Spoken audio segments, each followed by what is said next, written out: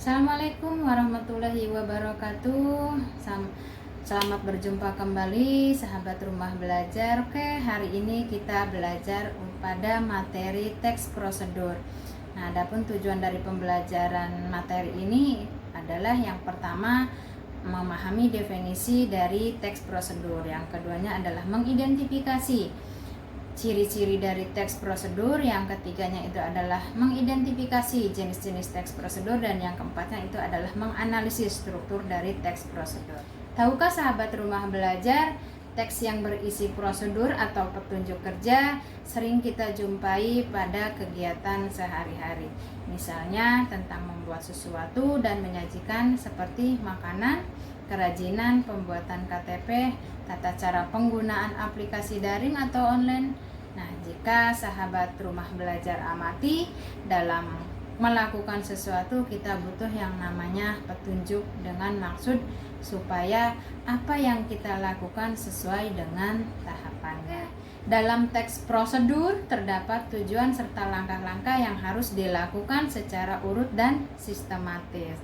Dalam pelaksanaannya, langkah-langkah tersebut harus dilakukan secara baik agar dapat hasil yang optimal. Oke, teks ini menerangkan bagaimana seseorang menampilkan serangkaian proses yang berbeda-beda.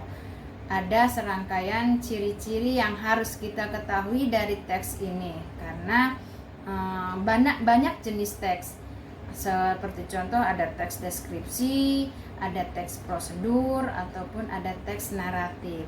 Nah, setidaknya kalau kita tidak mengetahui ciri-cirinya, khawatir nanti akan tertukar. Nah, adapun ciri-ciri umum dari teks prosedur itu yang pertama ada tujuan kegiatan. Jadi, kita harus tentukan dulu tujuan dari pembuatan langkah-langkah ini untuk apa, untuk pembuatan apa. Nah, yang keduanya itu ada bahan-bahan atau material yang dibutuhkan untuk membuat suatu barang atau melakukan aktivitas. Nah, yang ketiganya ada langkah-langkah atau tahapan-tahapan proses pengerjaan yang berurutan. Jika tidak runtut berarti bukan merupakan teks prosedur, hanya merupakan sebuah tips. Nah, yang terakhir itu adalah ada batasan atau aturan yang harus dipatuhi dalam melakukan proses tersebut. Nah, selain ciri-ciri dari teks prosedur, kita juga harus mengetahui bahwa jenis-jenis dari teks prosedur itu ada berapa. Nah, setidaknya kita harus tahu jenis-jenis teks prosedur itu ada berapa. Nah, ada 3 jenis teks prosedur yang biasa kita temui dalam kehidupan. Nah, yang pertama itu ada teks prosedur sederhana. Nah, yang keduanya itu adalah teks prosedur protokol, yang ketiganya itu ada teks prosedur kompleks. Nah, dari ketiga jenis itu setidaknya ada beberapa perbedaan yang mungkin menandakan ini yang termasuk ke dalam teks prosedur sederhana, ini yang termasuk ke dalam teks prosedur kompleks, ataupun ini yang termasuk ke dalam teks prosedur protokol. Jadi sebelum kita mengetahui struktur teks prosedur, nah setidaknya kita pahami dulu dari teks prosedur sederhana itu sebetulnya seperti apa. Nah, sebelum kita lanjutkan, sebagai contoh, kalau untuk teks prosedur sederhana itu biasanya hanya menyajikan beberapa langkah saja, tidak panjang. Jadi sederhana itu simple sebetulnya, hanya ada beberapa langkah, tetapi itu sudah mencakup atau bisa mencapai sebuah tujuan yang kita inginkan. Misalnya apa? Penggunaan setrika biasanya. Nah, kita hanya membutuhkan beberapa langkah untuk membuat petunjuk menggunakan setrika. Nah, yang selanjutnya itu adalah teks prosedur protokol.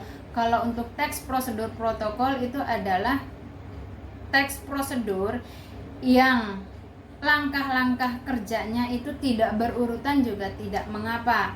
Karena apa? Yang terpenting, walaupun dia ditukar-tukar, langkah pertama menjadi langkah kedua, itu tidak mempengaruhi. Yang penting adalah hasil akhirnya itu tetap tercapai.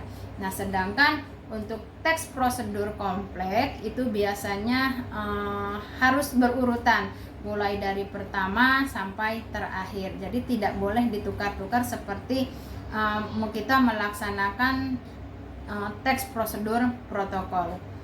Setelah kita memahami atau mengenali jenis-jenis teks prosedur, nah setidaknya kita juga harus memahami struktur dari teks prosedur itu apa saja.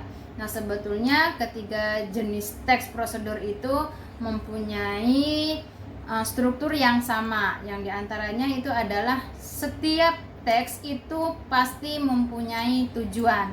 Apapun yang dibuat itu ada tujuannya. Yang keduanya itu adalah setiap yang disajikan atau teks prosedur yang disajikan itu pasti memiliki langkah-langkah. Nah, yang ketiga ini adalah penegasan ulang strukturnya. Jadi kalau untuk penegasan ulang itu sifatnya opsional. Tidak ada pun itu tidak apa-apa. Yang terpenting tujuan dan langkah-langkahnya itu sudah lengkap. Kalau mau ada ya silahkan, kalau tidak juga tidak mengapa. Sebetulnya tidak mengurangi dari hasil yang didapat. Oke, untuk materi teks prosedur sampai di sini dulu. Sampai jumpa lagi pada materi teks prosedur yang selanjutnya. Assalamualaikum warahmatullahi wabarakatuh.